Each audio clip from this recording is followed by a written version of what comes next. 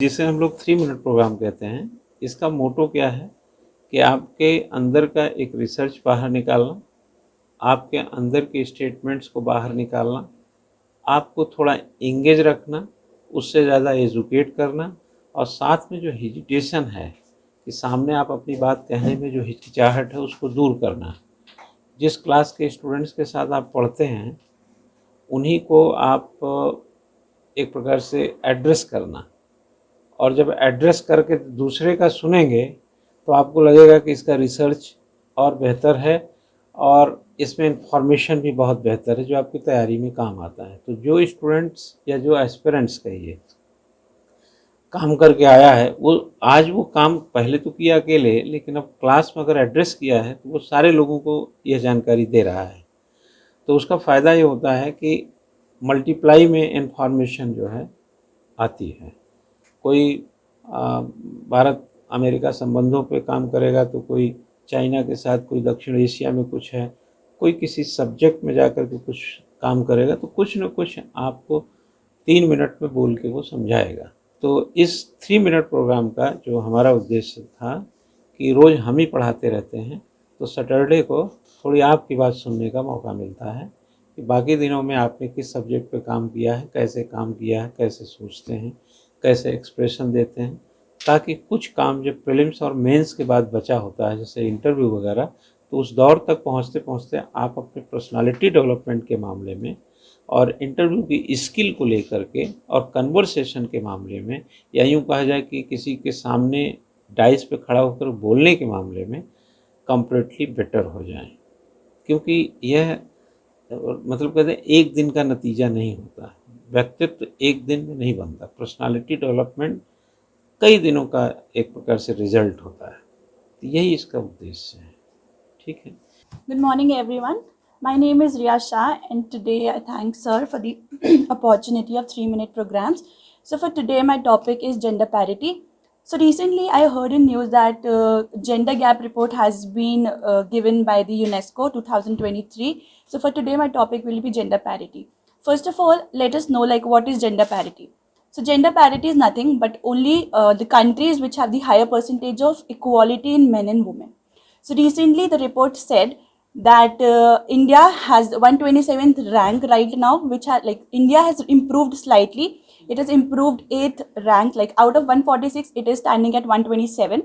And for the 14th consecutive year, Iceland is the country which is standing on the first rank, and with the percentage of 91.2%, which is commendable. So for India, we have to go a very far way.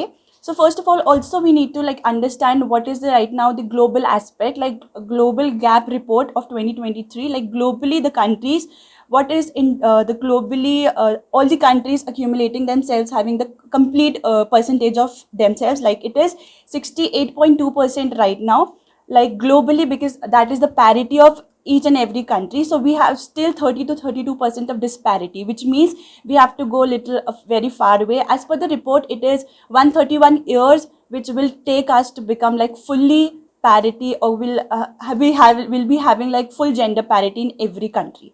So if we talk about India, so India is doing very good in terms of education and political empowerment. So they are first we will need to know 4 key dimensions which are based on gender parity, on which aspect gender parity is being described. So the 4 dimensions are, first of all, it is economic participation opportunity, political empowerment, also about education attainment, and it is also about health and survival.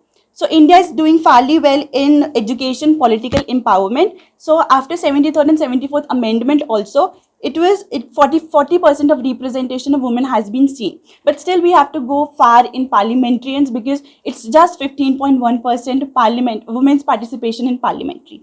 So it was women's reservation bill which was introduced in 1996. Yes, it was in 1996, wherein it was introduced for the reservation of seats of 33% of women in Lok Sabha and Legislative Assembly. So right now we are doing great in education department and in women empowerment also, as it is 40%, but still we have to improve ourselves. But what are the key concern right now? So I would like to tell you about a vicious cycle which we are entrapped right now in. So the vicious cycle is about, first of all, we have the education. So women's or the child, girl child, has to be given proper education, because the lack of education, be it vocational or it be technical education, but we require to give them education, because there is a lack of education, then early marriages happen, then there are lack of economic opportunities. Lack of economic opportunities means they do not even have the basic understanding of health, basic understanding of nutrition, and because of that they are having health issues and survival issues, that is like early pregnancies. Also they do not have nutrition level, basic understanding of nutrition level, which inherit, like the again the girl child is born, then they again are trapped in that vicious cycle. So there is a need of the hour to break that vicious cycle. So this is the concerns for India as well, because economic perspective, if we see, women are being representing in like organization, they have come forward in their job perspective, but what is the key point is here, but they are not being seen in the higher level of the post, it has been decreased. So higher level of post is not which they are being a part of. And also for health and survival, as I already told you, they need to be also economic, because they both are interlinked, be it health or be it economic aspect, because once they will be financially independent, they will obviously having the basic, because they are educated, they have economic aspect is strong, so the health and survival also will be strong, because they will be having the basic understanding of their living standards, also about the basic nutrition level, so they will be able to do that. And also it is very important, and it is the need of the hour, to give the girl child a job assured education. Job assured education is that it's not just they are being educated, but they should be assuring them that they are getting jobs as well as also. And lastly, I would like to conclude by this only, that there is a need of the hour to break the vicious cycle. And also it is not always, we need not always to pinpoint the government or the higher administration to, that this is not happening good or that is not happening. We need to come out the individual level also, because at the center level, at the state level, or even at the local level, people are there, they will be helping, schemes will be taken out, as girl save girl child, beti bachao beti padhao, or some andolans which have been, or the schemes which have the government been taken out for the girls to, for the betterment and for the improvement. But I think there is also need for every individual to step out, and not in the, like, they cannot get these schemes out of themselves, but also at the individual level, what they should be doing is, they should just be aware of the particular scheme or particular thing which the government is saying. So thank you everyone, that was all from my side. First of all, a very good morning to all of you presented here.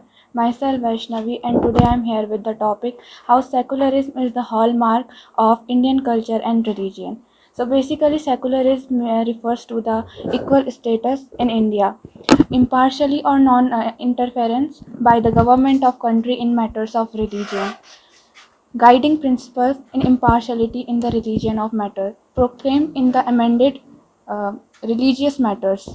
So secularism is very important in our country, because there are two achievements in our India, that is uh, democracy and secularism.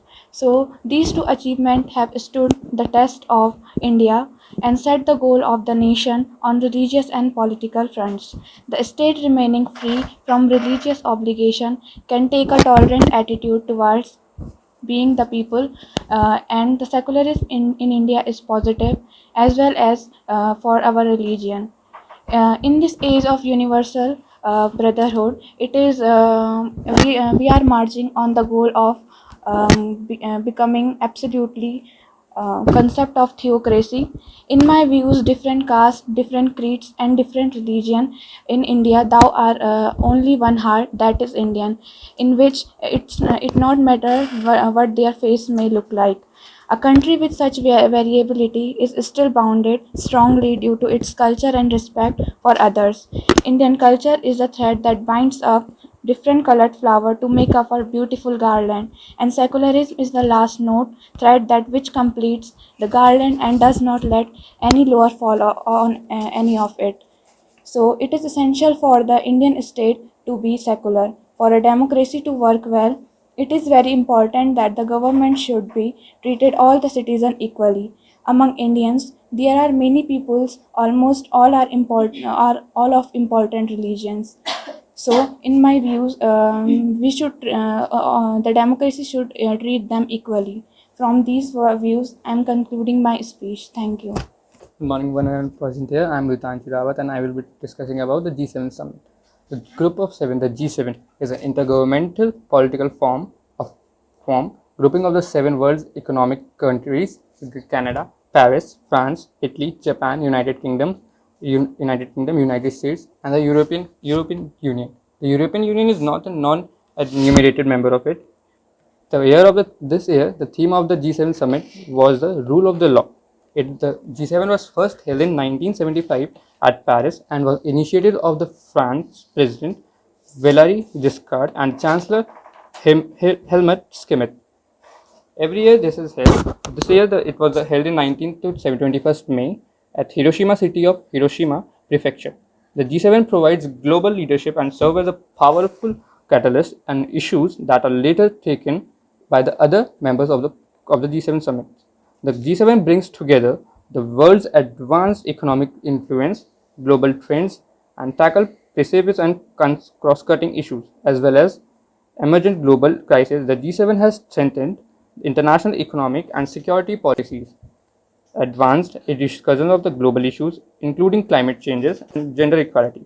Recently, G7 has also provided many facilities and taken major steps against the COVID-19 situation pandemics and the Russian invasion to Ukraine.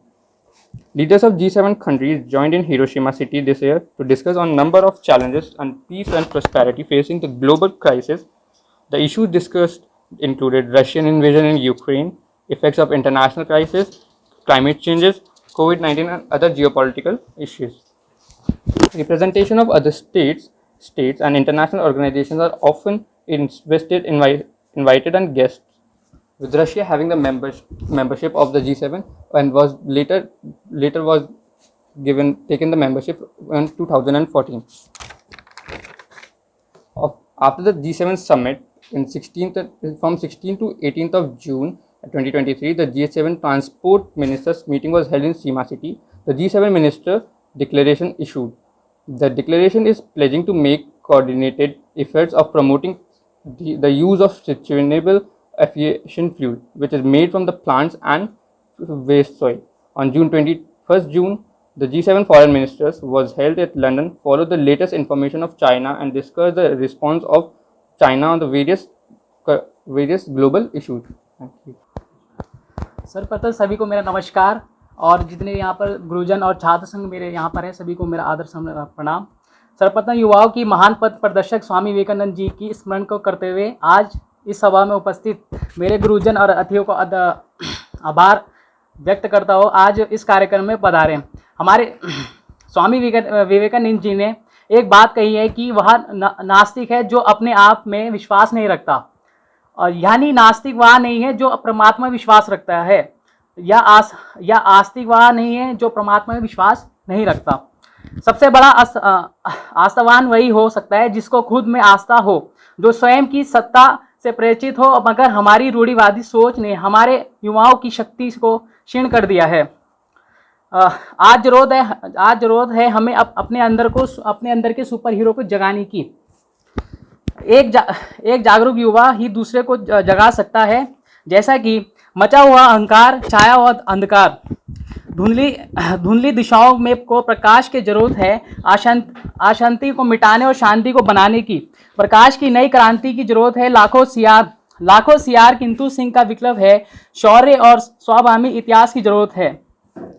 जैसा कि हमारे विश्व या भारत के सभी युवा आज सफलता में अपना शौर्य का परचम लहरा रहे, जिन्होंने स्वयं में आस्था जगाई और युवा किसी भी राष्ट्र के भविष्य और वर्तमान की उम्मीद है, और वही युवा इन उम्मीदों पर खरे उतरते हैं जो अपनी आत्मिकता योग्यता के स्वीकार करते हैं। जैसा आज जरूरत है हमारे युवाओं को अपनी ऊर्जा को केंद्रित करने की, अपने मस्तिष्क को उच्च कोटि और विचारों से भरने की। आपने सुना ही होगा कि विचार ही महान बनाते हैं। जब हमारे विचार उच्च कोटि के होते हैं तो विस्तार और कल्याण की भावना को जगाते हैं। असल में वही व्यक्ति परिवार, समाज और राष्ट्र की कुछ कर सकता है जिसने अपनी ऊर्जा को व्यवस्थित किया है। जैसा कि आजकल हम देख रहे हैं कि यह ठीक है कि हम अपने शारीरिक रूप को आज खुद को शक्तिशाली बनाने के लिए शारीरिक गठन जैसे खेल कूद व्यायाम और लेकिन मानसिक रूप से जब देश का युवा वर्ग सशक्त होता है तभी देश को नई दिशा मिलती है। स्वयं की सत्ता को समझे, खुद से प्रेरित होना सीखे और खुद को पहचाने, भाव विकसित करें, तभी हम दूसरे को प्रेरित कर पाएंगे। आओ मिलकर आह्वान करें कि बेहतर तरीके से सोचे, एक मानसिक संतुलन के साथ अपनी नई उम्र की सृजनात्मक का परिचय दे ताकि इस देश का उत्थान और विकास कर सके। इसी के साथ मैं अपने शब्दों को नीलाम देना चाहूँगा। धन्यवाद। Follow the Sanatan, you will get to know the truth. Good morning everyone, this is Saksham Chauhan standing in front of you to represent my views on the topic, is Sanatan Dharma is only a religion or is beyond science? A question had been arised, which is better, Sanatani science or modern science? I would like to give the answer with certain facts. First, according to recent studies, modern science, according to recent studies of modern science, we should not marry our relatives cause having same genes will affect the child genetic disease. But in Hindu culture, there is a ritual known as Gotra from ancient time which prevent marriages in similar genetics, which is considered as unscientific or an orthodox ritual by non-Sanatani until this study was discovered. Second, Copernicus gave the heliocentric theory according to which sun is situated at the center, and all the other planets including Earth revolve around the sun in 1543 AD. But Vahmir, an ancient Hindu scholar of geography, gave the same theory between 505 to 587 AD, almost 1000 years before, when there was no technology. There are many incidents where modern science has accepted the fact about our Sanatani science. One recent example I could think of Lord Vishnu incarnation Vahra Avatar. In Hindu mythology, there is a story where Hiranyakashipu brothers threw the earth inside an ocean. But there are many trolls made on the mythology that ocean resides in the earth. How can someone throw earth into the ocean and make fun of it? But according to NASA recent studies, a huge water body have been found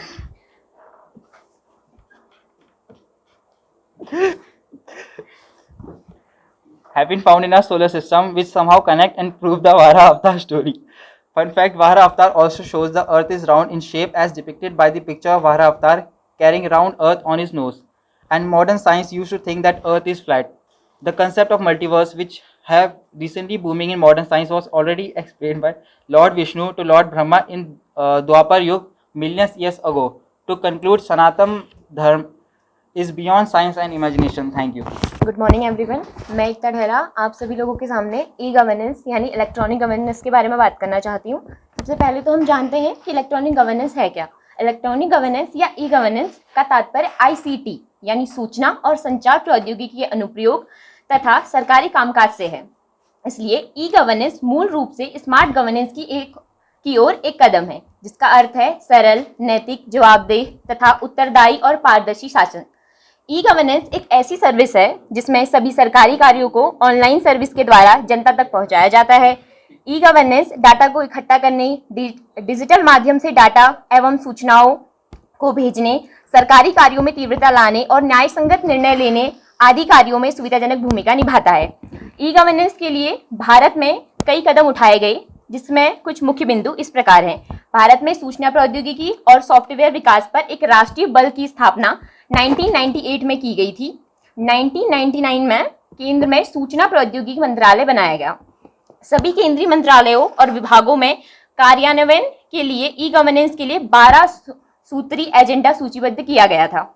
इसके तहत भारत में IET को बढ़ावा देने के लिए एक सामान्य कार्य योजना पर पहुंचने के लिए राज्यों के IET मंत्रालयों का पहला राष्ट्रीय सम्मेलन वर्ष 2000 में आयोजित किया गया था। सरकार ने NISG यानी national institute for smart governance की स्थापना की। राष्ट्रीय ई गवर्नेंस योजना यानी NEGP लॉन्च की गई। इसमें 31 मिशन कोड प्रोजेक्ट और 8 सहायक घटक शामिल हैं। राष्ट्रीय ई गवर्नेंस योजना यानी NEGP पूरे देश में ई गवर्नेंस का पहला समग्र दृष्टिकोण है। इस विचार के इर्द गिर्द दूर दराज के गांवों तक पहुंचने वाला एक विशाल देशव्यापी बुनियादी ढांचा विकसित हो रहा है। ई गवर्नेंस के आने से हमारे देश तथा समाज को कई लाभ मिल रहे हैं सबसे पहला, सरकारी सेवाओं की डिलीवरी और दक्षता में सुधार होना। दूसरा, व्यापार और उद्योग के साथ सरकार की बेहतर बातचीत होती है। प्रशासन में कम भ्रष्टाचार भी इसकी सबसे बड़ी उन्नति है। ई गवर्नेंस के आने से प्रशासन में पारदर्शिता बढ़ी है, नागरिकों और व्यवसायों को अधिक सुविधा मिली है। जो ई गवर्नेंस है उसके 4 स्तंभ है, यानी ई गवर्नेंस जो है वो 4 टाइप्स की होती है। पहली होती है G2C। G2C मतलब सरकार से नागरिक, यानी सरकार और नागरिकों के बीच बातचीत। यह नागरिकों को सार्वजनिक सेवाओं की एक बड़ी श्रृंखला के कुशल वितरण से लाभ उठाने में सक्षम बनाता है। सेकंड है G2B, सरकार से व्यवसाय। यह ई गवर्नेंस टूल का उपयोग करके व्यावसायिक समुदाय को सरकार के साथ बातचीत करने में सक्षम बनाता है। थर्ड है G2G, यानी सरकार से सरकार। अर्थात इस कहने का अर्थ है कि यह कि विभिन्न सरकारी संस्थानों के बीच निर्बाध बातचीत को सक्षम बनाना। इस प्रकार बातचीत सरकार के विभिन्न भागों और एजेंसियों के बीच या 2 सरकारों जैसे संघ और राज्य सरकारों या राज्य के बीच बातचीत हो सकती है। फोर्थ है G2F, यानी सरकार से कर्मचारी। ये बातचीत सरकार एवं कर्मचारी के बीच होती है। यानी जितना हमें समझ आए कि ई गवर्नेंस जो है उसका जो मुख्य उद्देश्य है वो सुशासन को विकसित करना है, यानी सुशासन का विकास करना है, और क्योंकि इससे भ्रष्टाचार में रोक लगाने में बहुत सरल है। Thank you. Good morning everyone. My name is Shambhavi and I am here to give you a short speech of information on Harappan civilization. Harappan civilization is also known as Indus Valley civilization and it is the most significant shreds of evidence of the achievements of Indus Valley civilization. It was excavated from Harappa. Indus Valley civilization art emerged during the second half of the 3rd millennium BCE, that is from 2500 BC onwards. Now let's have a look to some important sites of Indus Valley civilization apart from Harappa. Indus Valley civilization, the sites of Indus Valley civilization were Dholavira, Mohenjo-daro, Lothal, Kalibangan and many more. In India, the major sites of this civilization were first, Lothal and Dholavira, which is located in Gujarat. Second, Kalibangan and Lothal, which is located in Rajasthan. Rakhigarh was located in Haryana. The Indus Valley civilization was also located in Lopar, which is currently located in Punjab. The 2 most prominent sites were Harappa and Mohenjo-daro, which are currently located in the present-day Punjab. The civilization also developed the first accurate system of standardized weight and measured. Some of them are as follows. First, 16 mm. The Harappa city was divided into 2 parts, which the first part to the west was smaller, however higher, to be known as citadel. Also the part to the east was comparatively larger but lower, and the archaeologists called it the lower town. The citadel comprised granaries, religious buildings, public baths, which was mainly called Great Bath, used for some religious rituals, while the lower town was divided into rectangular sections cut by wide roads at the right angle to each other. Bricks were so well made that they seemed to have lasted for thousands of years and were laid in an interlocking pattern which made the walls strong. About 150 years ago, many of these bricks were taken away by engineers. The city had a well-planned drainage system where every house had a drain connected to the street drain, which further was connected to the bigger drains. The drains were covered with the stone slabs that were laid in the straight lines along the inspection holes for the cleanup purpose. The people of Harappa didn't use any language. Instead, they used their secret symbols, which was usually written from right to left. The script has long defined attempts to read it, and therefore the language has not been deciphered yet. Thank you and have a nice day. अभी आपने जो बात कही है, आप अपने मन से पूछ के देखिए, हमसे नहीं, कि आपने वहाँ से यहाँ तक के बीच में आज जो है कितना अच्छा काम किया है। इसके 3 डायमेंशन है। इसके आज की बातचीत के 3 डायमेंशन है। फर्स्टली, करंटली, आप जो भी यहाँ के लिए काम करना था, बोलना था, उसको पहले घर पे पढ़ा, लिखा, पढ़ा। दूसरा, उसके लिए टाइम दिया। मैं तो टाइम को बड़ा वैल्यू देता हूँ। तीसरा, आपने उसको प्रेजेंट किया, पढ़ने लिखने में टाइम दिया, आने के बताने के लिए टाइम दिया, और आपने जो प्रेजेंटेशन दिया है ना, अगर आपका ये पहली बार है तो 5-6 बार के बाद सोचिए क्या होगा। बहुत स्टूडेंट तो पहली बार ही बहुत अच्छा है, लेकिन कोई स्टूडेंट इतना चिंता करने वाली बात नहीं है। हमें तो ऑलमोस्ट सबका अच्छा लगा।